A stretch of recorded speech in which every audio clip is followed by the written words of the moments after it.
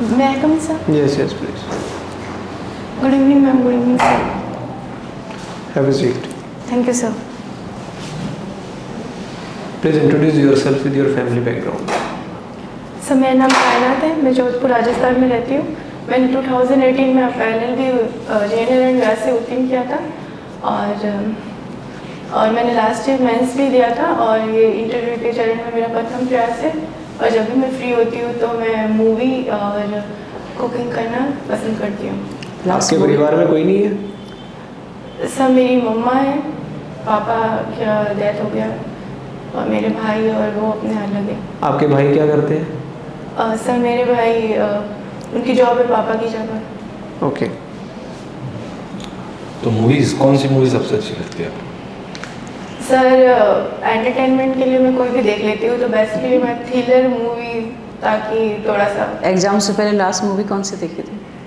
Ma'am एक उस movie का नाम मुझे एग्जैक्टली नहीं पता, पर वो जिस दिन एग्ज़ाम थे उससे पहले मैंने उसका वो कुछ महबूबा से रिलेटेड कोई फेवरेट मूवी कौन सी है आपकी? अभी रिसेंटली तो सर 12th फेल। क्या लर्निंग मिली आपको 12th फेल से? क्या सीखा आपने? सर उससे मेरे को बेसिकली ये सीखने को मिला कि कितनी भी प्रॉब्लम्स आ जाए हार नहीं माननी चाहिए, और अगर आपने ठाना है कुछ तो करना ही चाहिए।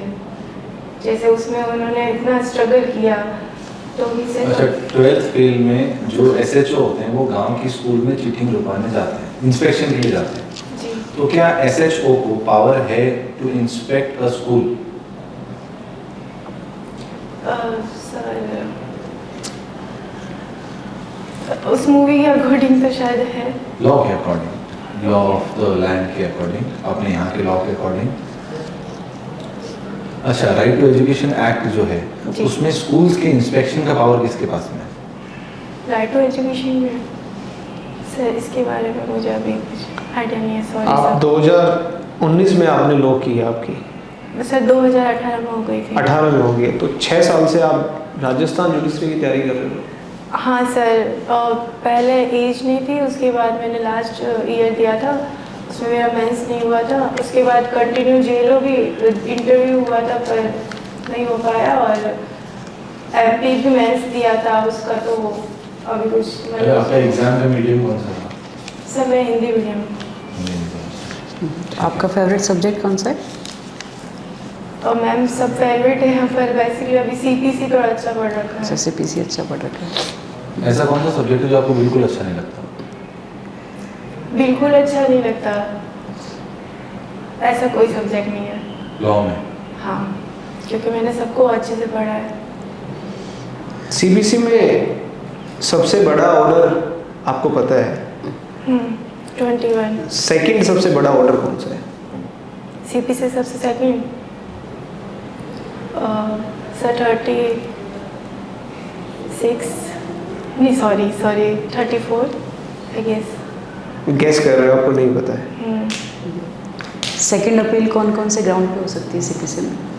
मैम विधि के प्रश्न पर, विधि की सारवान अगर प्रश्न है तो उस पर। हाँ, वो तो उसमें लिखा है कि विधि के सारवान प्रश्न पे होगी, तो आप एक दो एग्जाम्पल दे सकते हो जिसमें आप बोलेंगे कि ये विधि का सारवान प्रश्न है और इस पर हाईकोर्ट क्वेश्चन बनाएगा, फिर उसको डिसाइड करेगा। ओके, जैसे विधि के सारवान प्रश्न शायद लिमिटेशन से रिलेटेड हो सकता है। क्यों लिमिटेशन का तो पहले वाद ही खारिज हो जाएगा। Sorry ma'am. आप जोधपुर से ही हो रहने वाले? जी सर। जोधपुर किस चीज़ के लिए फेमस है? सर जोधपुर का ऐतिहासिक दृष्टि से या किस दृष्टि से? जोधपुर को हम सुनते हैं कि सूर्य नगरी भी बोला जाता है। हाँ, और ब्लू सिटी भी बोला जाता है। क्यों बोलते हैं ब्लू सिटी जोधपुर को? सर ब्लू सिटी इसलिए बोलते हैं क्योंकि यहाँ पे जो सिटी साइड एरिया है वो ब्लू कलर से, नीले कलर से उसको रंगा गया। क्यों नीले कलर से रंगा गया है उसको? कोई कारण है उसके पीछे? सर ऐसे तो बोला जाता है कि पहले ब्राह्मण लोग रंगाते थे, और अभी देखा जाए तो ये तापमान से राहत के लिए भी होता है। तो सन सिटी क्यों बोलते हैं? सन सिटी इसलिए बोला जाता है सर, सूर्य की किरण यहाँ पे समान रूप से पड़ती है पूरे वर्ष में। अच्छा, अभी बात चली सबसे बड़ा ऑर्डर 21, हाँ CPC में, तो क्या ऑर्डर 21 के अंडर रेंट ट्रिब्यूनल पार्टीशन के क्वेश्चन को डिसाइड कर सकता है, टाइटल के क्वेश्चन को डिसाइड कर सकता है? रेंट ट्रिब्यूनल हाँ, नहीं कर सकता। नहीं कर सकता। तो रेंट ट्रिब्यूनल किस किस तरह के क्वेश्चंस को डिसाइड कर सकता है? सर रेंट ट्रिब्यूनल तो अपने स्पेशल जो उनके जुरिडिक्शन में आते हैं, जैसे राजस्थान रेंट कंट्रोल से रिलेटेड है, अलग अलग। ऑर्डर 21 रूल 97 क्या बोलता है? 97। 97। हाँ अच्छा, सीपीसी किसने लिखी थी? सर, सॉरी सर, संसद नहीं बनाई है, मतलब पार्लियामेंट नहीं बनाई है। पार्लियामेंट तो थी नहीं उस टाइम। सीपीसी किस साल की है? हमारे यहाँ तो 1908 की चल रही उस है। टाइम की पार्लियामेंट थी हमारी। नहीं, ब्रिटिश गवर्नमेंट। चलो टीपीए का एक क्वेश्चन बताओ, अनुयोज्य दावा किसको बोलते हैं? अनुयोजन दावा मैम, अगर कोई व्यक्ति स्थावर संपत्ति से स्थावर संपत्ति के बंधक से भिन्न और जंगम संपत्ति के आडमन और गिरवी से भिन्न किसी ऋण का दावा, और या ऐसी कोई जंगम संपत्ति जो किसी व्यक्ति के पास नहीं है और सिविल न्यायालय उसे अनुतोष प्रदान करने के लिए आधार मानता है, उसे जंगम संपत्ति नहीं है, वो है जंगम संपत्ति में का फायदाप्रद हित। सॉरी मैम, वो जंगम संपत्ति नहीं, क्या लिखा है उसमें? जंगम संपत्ति में का फायदाप्रद हित। एग्जाम्पल दे सकते हो आप इसके दो तीन अनुयोज्य दावे के? जी मैम, एक मिनट ले। हाँ, आराम से।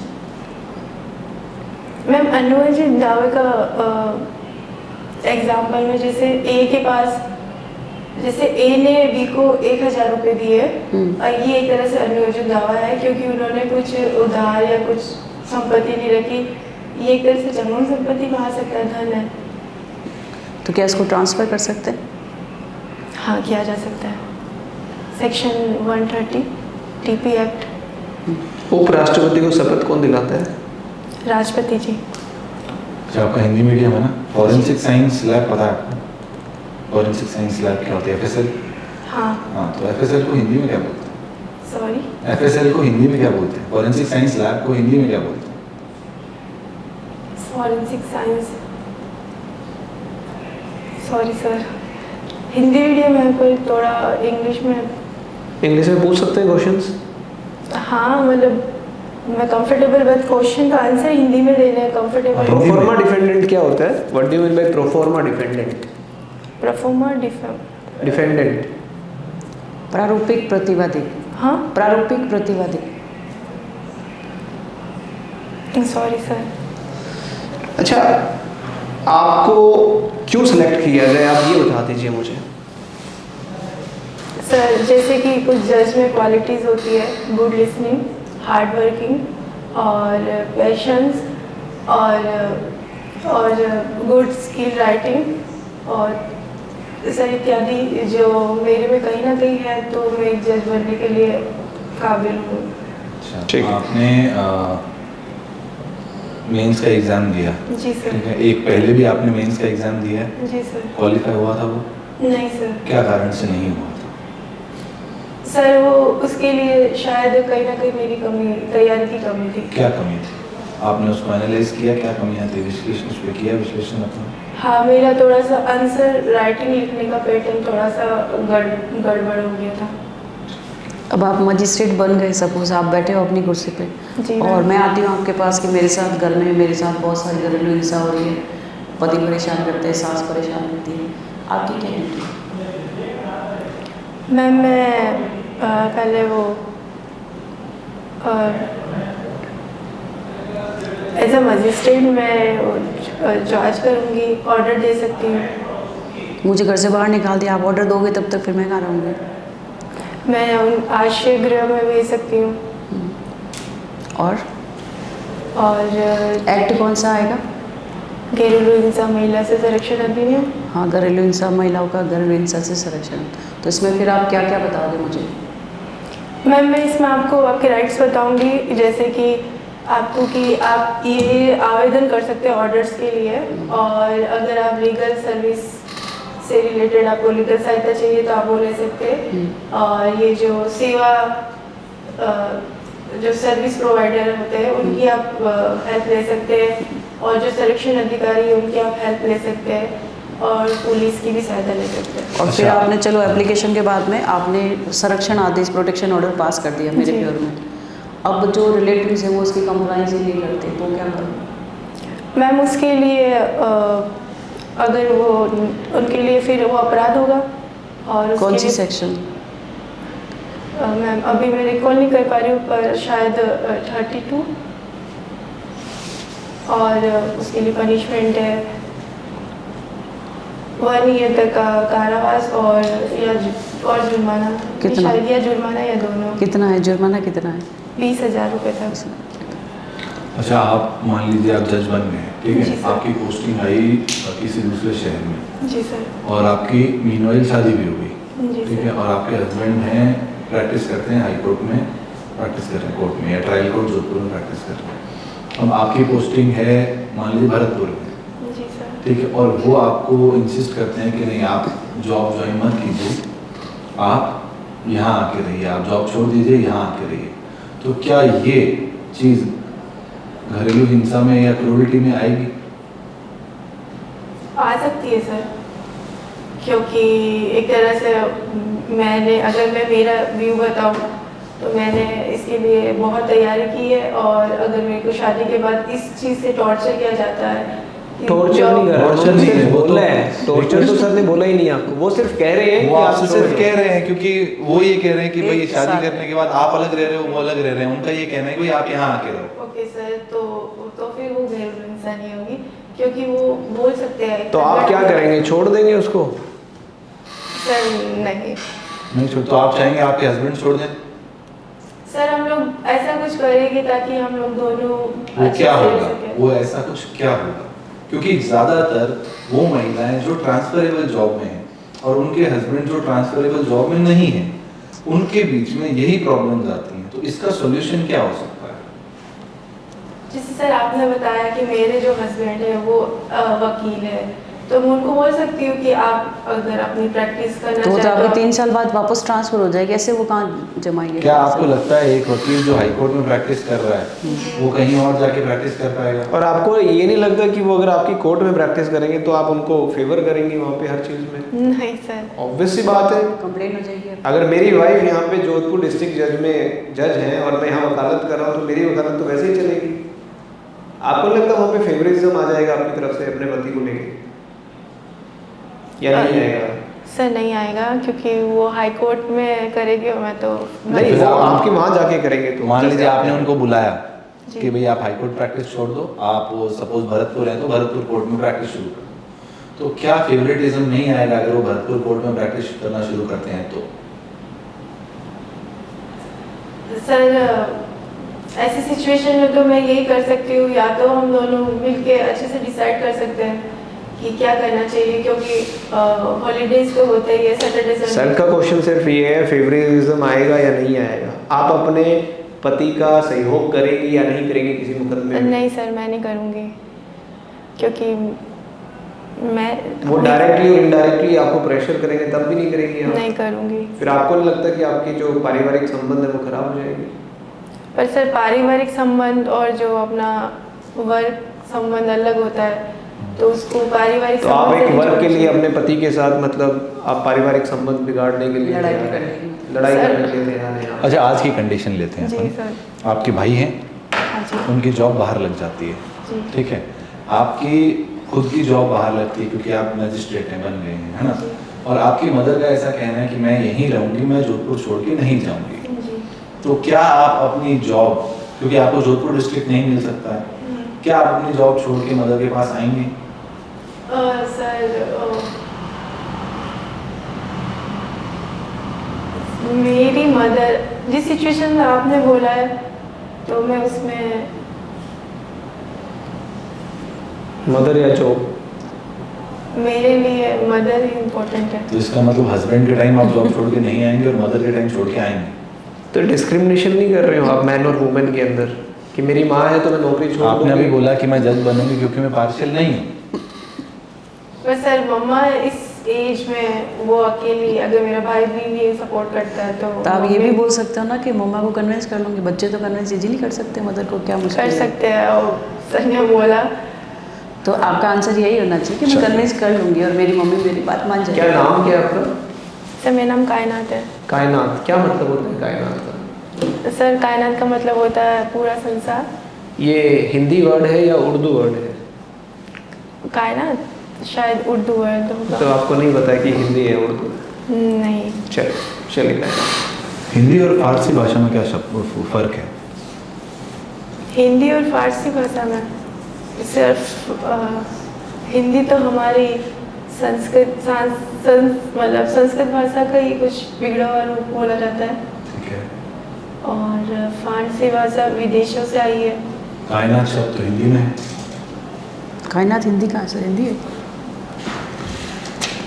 सर ये कायनात हो सकता है सर फारसी विदेशी, में ये सर मुझे एग्जैक्ट नहीं पता, शायद उर्दू वर्ड है। चलिए कायनात, फीडबैक का टाइम है, कुछ पूछना है आपको अलग से? नहीं सर। कायनात बहुत ज़्यादा इम्प्रूवमेंट की रिक्वायरमेंट है।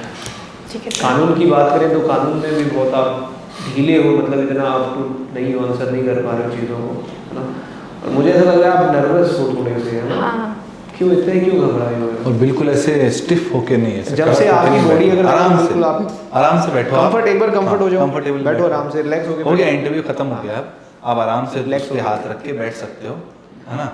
और आपने एक चीज़ नोटिस की, जिस क्वेश्चन का आपको आंसर नहीं आता उस पर आपकी स्माइल निकलती है ना? आप कोई क्वेश्चन हम पूछ रहे हैं, आपका उसका आंसर नहीं आ रहा, सॉरी सर, ये क्या शो करता है कि you are not serious about all these things. जब किसी व्यक्ति को किसी चीज़ का आंसर नहीं आ रहा है तो उसको थोड़ा सी घबराहट होती है, थोड़ा सा उसको एक सिंसियरिटी आनी चाहिए, है ना?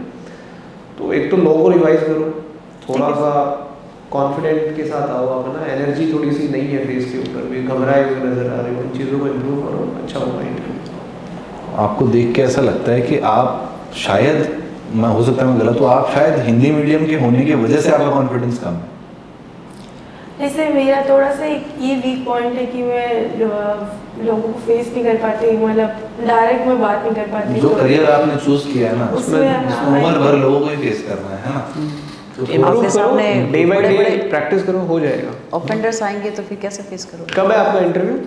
सर 19 को। काफ़ी टाइम है, काफी 10 टाइम दिन का है, टाइम है 10 आपके दिन, पास, आप अच्छे 11 से दिन, improve आराम करो। से इम्प्रूव करो, काम करो, इसमें मैक्सिमम मॉक इंटरव्यूज दो, कॉन्फिडेंस काफी- लेके आओ अपने अंदर, अच्छे से कॉन्फिडेंस लेके आओ। आज आए हो, अभी नेक्स्ट दोबारा जब हमें मॉक इंटरव्यू देने के लिए आओ तो एक अलग वो एनर्जी आपकी होगी। आवाज़ में कॉन्फिडेंस आना चाहिए, ऐसे दबे दबे से आवाज़ नहीं आनी चाहिए कि हाँ सही होते हुए भी हम क्यों दबे। जब आपका आंसर करेक्ट है तो डरना नहीं है।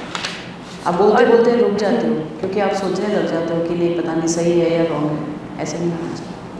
सर एक चीज़ पूछनी थी कि सारे क्वेश्चन जब वो पूछते हैं वो एकदम डायरेक्ट की लैंग्वेज में बोलना है या नॉर्मल वे में? नहीं, आपको जो आंसर आ रहा है अपनी लैंग्वेज में जितना बोलो। आता है आप अपनी लैंग्वेज कोई बेरंग की लैंग्वेज आती नहीं। है तो बढ़िया, नहीं आती है तो आंसर सही होना चाहिए। आंसर सही होना चाहिए। ना नहीं आता तो सॉरी बोल सकते हैं। सॉरी बोल सकते, कोई दिक्कत आराम नहीं। से लेकिन सॉरी बोल के मुस्कुराना नहीं है, हाँ, वो फिर सॉरी नहीं होता ऐसा है। लगता है जोक हो गया। हाँ। ठीक है सर। आप पार्डन बोल सकते हो, सॉरी बोल सकते हो, या ये कह सकते हो sir I am not able to recall right now, मैं अभी याद नहीं कर पा रही हूँ। आराम से आप बोल सकते हो, उसमें कोई दिक्कत नहीं है। सॉरी बोलना पैनल को बुरा नहीं लगता है, सॉरी बोलना जितना बुरा लगता है घुमा फिरा के आंसर देना, हाँ। है ना? आप सॉरी बोलो, एक बार बोलो, 2 बार बोलो, 3 बार बोलो, लगातार 3 बार तक सॉरी एक्सेप्टेबल है, ठीक है? तो और उसमें घबराने वाली बात भी नहीं है। कई बार आपसे सवाल ही इसलिए पूछा जाएगा ताकि आप सॉरी बोलो, है ना? ये वाला जो सवाल था हस्बैंड वाला और मदर वाला, वो पूछा ही इसीलिए गया था, समझे? वहाँ पे आपको स्मार्टली प्ले करना है। हाँ। तो आप बोल देते कि अगर बनने के बाद सिलेक्शन के बाद मैरिज होती तो उनको टर्म्स एंड कंडीशन पता होती कि मेरी ट्रांसफरेबल जॉब है। हाँ, तो थोड़ा इस सा बात- ऐसे क्वेश्चंस पे भी आप ध्यान दो, क्योंकि आपने बोला कि मैं इम्पार्शियल हूँ, इसलिए सवाल आएगा।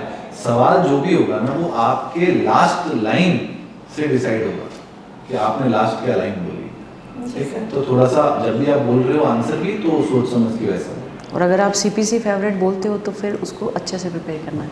कोशिश करो कि आप CPC फेवरेट नहीं बोलो, क्योंकि इतना बड़ा है और इतने क्वेश्चन है CPC में से, और फेवरेट बोलना है तो इंडियन एविडेंस एक्ट बोलो। छोटे छोटे जो एक्ट्स हैं सब्सटैंटिव, वो उनको बोलो।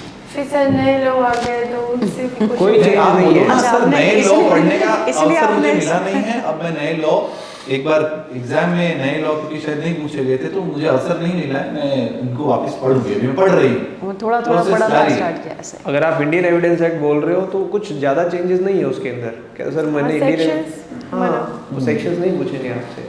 और वो एक्सपेक्ट भी नहीं करते कि आप इतना जल्दी याद कर लो, क्योंकि उन्होंने खुद ने भी नहीं कर रखे। नहीं, मैंने क्रिमिनल को बताया ही नहीं। क्रिमिनल में स्पेसिफिक इंडियन एविडेंस एक्ट अगर आपको समझ में आता है तो। हाँ, नहीं सीआरपीसी आता है बोल दो, तो- आईपीसी बोल दो, आईपीसी में भी ऐसे कोई ऑफेंसेस की अगर डेफिनेशन नए लॉ पूछने का डर नहीं रखना है। वो नए लॉ अगर पूछे तो आप बोल सकते हो कि सर अभी मैंने पढ़ा नहीं, मेरी तैयारी आरजेएस की खत्म हुई है, अब मैं शुरू कर चुकी हूँ इन प्रोसेस में, मैं अगले कुछ समय में इनको पूरा पढ़ के और अच्छे से तैयार कर। ठीक है, आप कुछ और पूछना चाहते हैं? नहीं सर। चलिए, बेस्ट ऑफ लक। ठीक है, ओके। Thank you.